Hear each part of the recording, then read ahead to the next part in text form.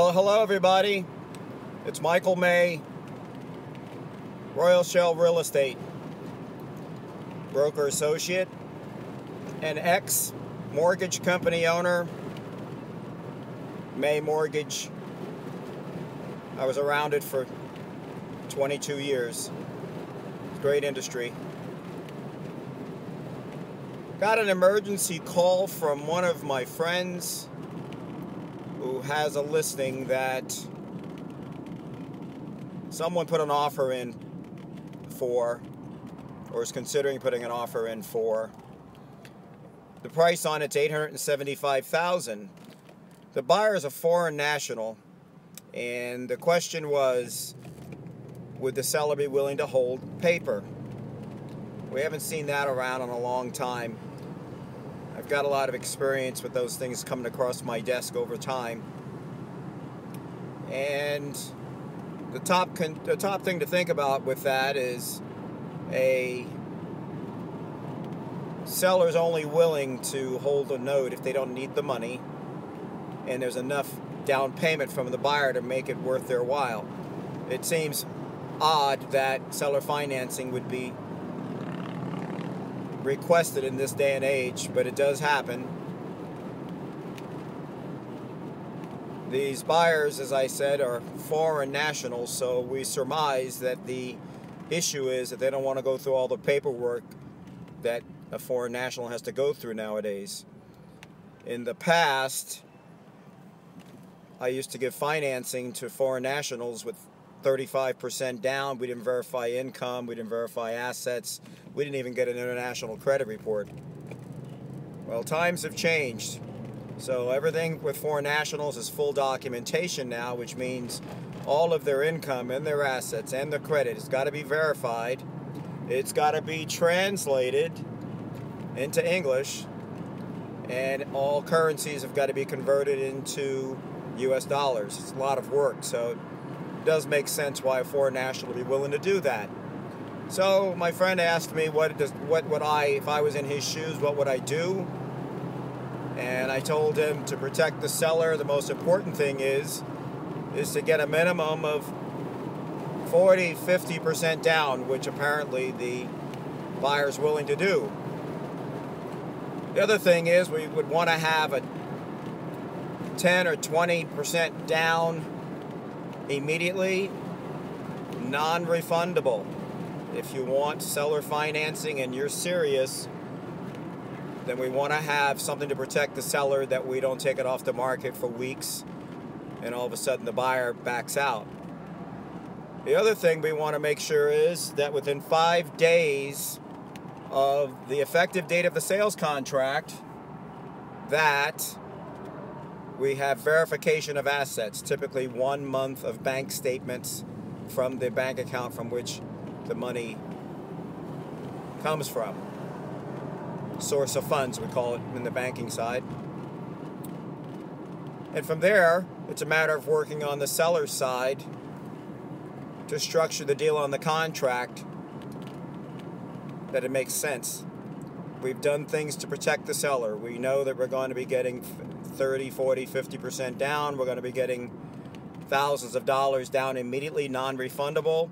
And we put a timeline by which the seller has got to receive verification of the source of the funds. I'll talk about how this contract would be structured and how the other aspects will be structured in a minute. Hold on. Okay, I'm back.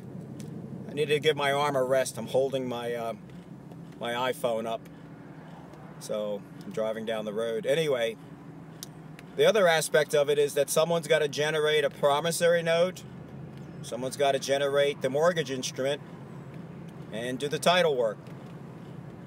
A promissory note is the promise to repay. It is only good if it's collateralized, and it's collateralized with a mortgage instrument. A mortgage in Latin is dead pledge. So you're collateralizing something with a inanimate object as a pledge. Mort meaning dead, gage meaning pledge. Until you have that, your promissory note is worthless. There's no collateral. A title company can draft a promissory note as well as the mortgage instrument.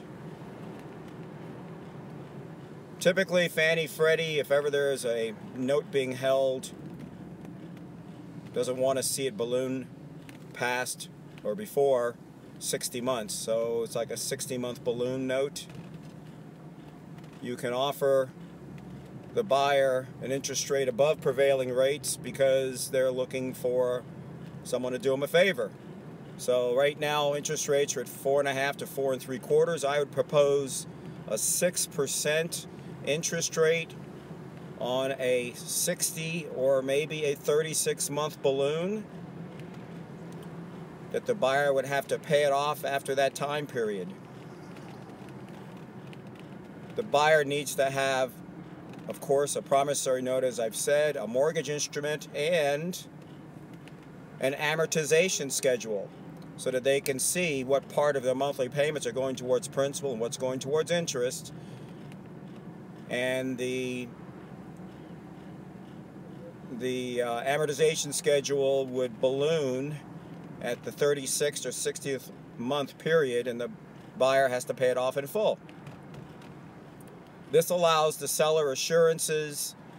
All of these things allow the seller a number of assurances. One, they're going to have non-refundable cash. Two, they're going to verify source of funds within a matter of days after the effective date. They're going to make more yield off of their money at 6% than some other investment instruments that they may be using. There may be a tax advantage for the seller as well. The seller may be an investor in this classification. They have to check with their accountant. And if there are capital gains in Florida, anything over $250,000 for one person, or if husband and wife $500,000, there's going to be tax implications. Well, if you don't get all the money at one time, your accountant would probably like that and be able to mitigate the capital gains associated with the sale. So talk to your accountant to make sure. So that's basically it. The only other things that would concern me is that we can't pull title on the person. I would recommend an international credit report as part of the structure of the deal to see exactly, as best as we can, who this person is. But we won't be able to get any assurances or any liens against their name if they're international. We're only limited to 3 counties on title searches anyway, and no one from another country would be able to, well, at least I don't think they'd be able to place a lien on a property in the United States associated with a default by a buyer from their country buying something here. So I think that's pretty much it. And I wish him good luck on that deal. I referred him to my friend, my professional, Cindy Hall at Classic Title in Bonita Springs. She structured a number of deals like that for me in the past. So my arm is getting tired and I'm almost home, so I just wanted to share that with all of you. It's a beautiful Saturday afternoon. I'm going to put on my trunks and I'm going to go to the beach. Hope everybody's having a good day today, and we'll talk to you soon. Have a good day. Bye.